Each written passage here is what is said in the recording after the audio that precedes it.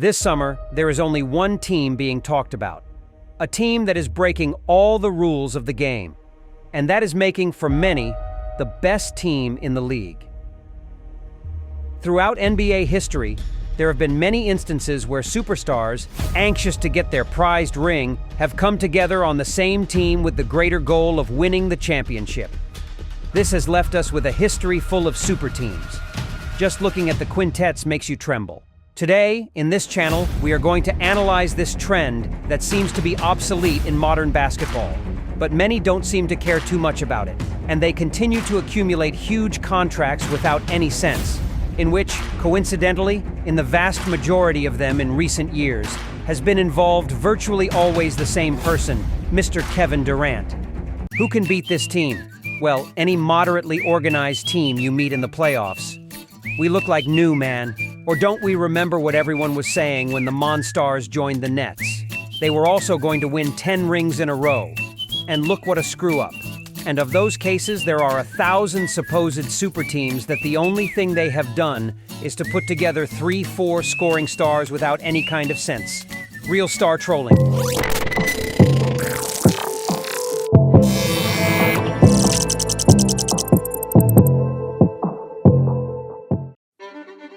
This video comes for two reasons. On the one hand, because of the nonsense they are putting together in Phoenix, with that mutant team of Metapuntos players that we will see what fit they do in the playoffs. When it's time to get serious about defending, there will be less fluidity in the attacks. Then we will go with it, and we will see very interesting data about it. The other is that I recently saw this tweet.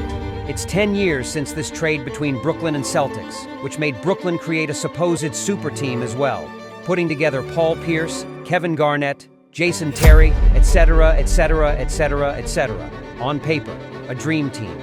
But the important thing is that thanks to this trade and the picks that saw Boston, the Celtics were able to draft Jaylen Brown, Jason Tatum, and the pick to get Kyrie later. Pay flip. You tell me now, who do you think came out on top? The one who was in a hurry to win no matter what, or the one who bet on building for the future? Well, that's what we're going for today. It is very clear the trend that the NBA has caught these last years, granting total and absolute power to the stars in their teams. Doing a little retrospective, something that will surely make sad the most OGs. In the history of the NBA, there have been 51 one-club men players. Okay, so of those 51, only 8 players entered the league after 2000. This already shows you the trend that all this is taking. And counting from the 90s, only 4 more. In other words, in the last 33 years, only 12 players have never changed teams. Only one more than those who entered the 80s, in 3 times as long, practically the same. The trend is slowing down dangerously. And, let's see, we all know the great super teams in NBA history.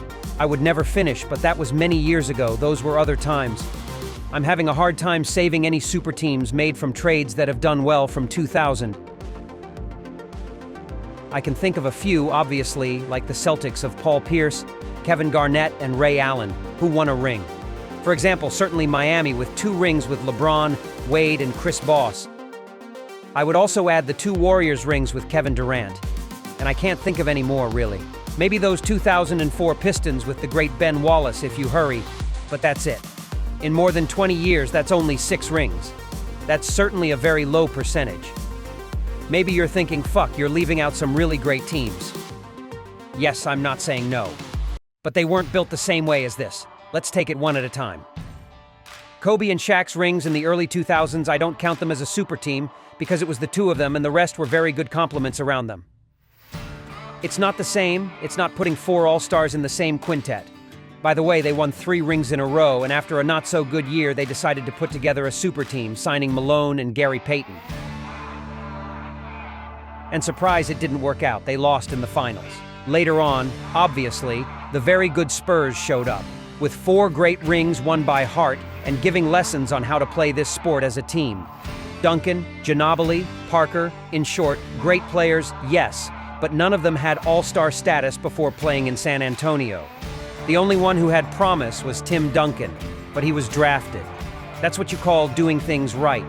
and building a team with chemistry and a slow burn. The same goes for the other most recent super team, the Warriors. As I've said before, they're a super team now, of course. It's very easy to say that now, but all three are draft picks, and none top 5. I mean, they knew how to pick very well at the time, and Draymond is not even a first rounder. Then they signed Durant, and for me, they screwed everything up. They won and all that, and congratulations to me, but the essence of the process was quite lost. Having made all this clear, and I think we have all understood what I mean by super team, let's go to what we have come to. It is an evidence that in the last years there is a very evident tendency to let the most influential players in the league create their own teams and end up teaming up with each other, without any kind of sense and without any kind of basketball criteria. What the hell? Without any kind of criteria. Just like that. And if not, you tell me, what's the point of putting Durant with Harden and Irving on the same team, if they are really good? Yeah, but that's not everything, man. Who's defending there? Who's moving the ball? There are too many leadership roles and too few role players in the quintet. Playing basket on the basis of clarification is sad to see, especially if you always play like that. In the end, between one thing and another, injuries and little sacrifice, they only played from the beginning. They only played 16 games together in total, and in 3 years they only won 1 playoff series. But let's go with the data. Check this out. Since Durant arrived and they created a blueprint for him, i.e. with Irving and Harden, the data is overwhelming. Their best season, their second season, in which they finished second in regular season and made it further in playoffs than just getting past the first round. Check it out. In offensive statistics, brutal. The best. Very good. What was expected of them? But scoring points doesn't make you a champion. It's the balance between offense and defense that makes you a champion. And I'm not saying it, history says it, but it seems that many still can't get it through their heads. And they keep putting together top attacking players who barely defend. Look at where they are on defense. Light years behind the teams that made it further in the playoffs and the champions, the VACs. Also in this other graph where they show the trade-off between one-on-one defense on the perimeter and the team's assists activity. Now, look where that leaves them. The worst team in the Chenjinga of result. Winning the ring. Okay, so let's compare them to every winner in every year since the Prague-Frauer, which was when they got together. The first year it's true that Durant was injured, so we won't count him hardly. Let's see, the Lakers of the Frauer brought Harden into the equation. As I said before, it was the best of the 3 years. But that in retrospect, that's not saying much either. In the regular season, they were the best offense in the league. Yes.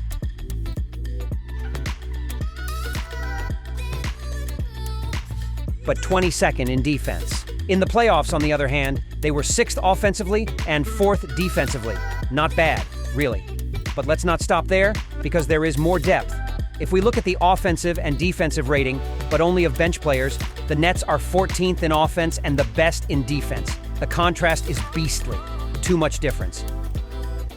If we do the same, but only with starters, we have Nets 4th in offense, but 8th in defense. And in this case, if we compare it to the champions, the Lakers, they were 1st in defensive rating and 14th in offense. So they can say that offense is what wins championships. Next year, even more of a disaster. Brooklyn was 2nd in offensive rating, but 14th in defense. When the champions, the Warriors, were the best defensive team in the league that regular season.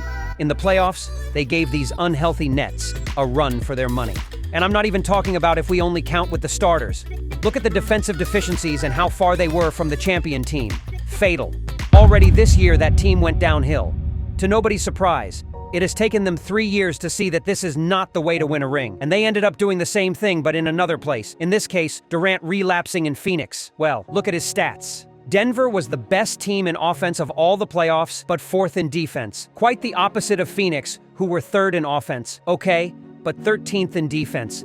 It seems to be something that Durant is not able to understand and come to terms with. And that the only time he has managed to win rings has been with a franchise that already had practically the whole team made, and with a super worked defense, not to mention the offense, of course. Since then, he's been stumbling around the league, wrecking from draft to draft, until this year. In Phoenix, if it was not little what they lost with his transfer, now they have brought Bradley Beal, a player well known for his tremendous defense. Yes, he scores a lot of points, but Durant and Bucher don't do that anymore, so what's the point? Anyway, all bad, Kevin. All bad. Obviously, I'm the first to enjoy the transfer market and free agency like nobody's business. I'm not denying that. But could it be that I'm getting older if I enjoy watching stories like Anteto's with Vax that much more? That seems like a timeless story.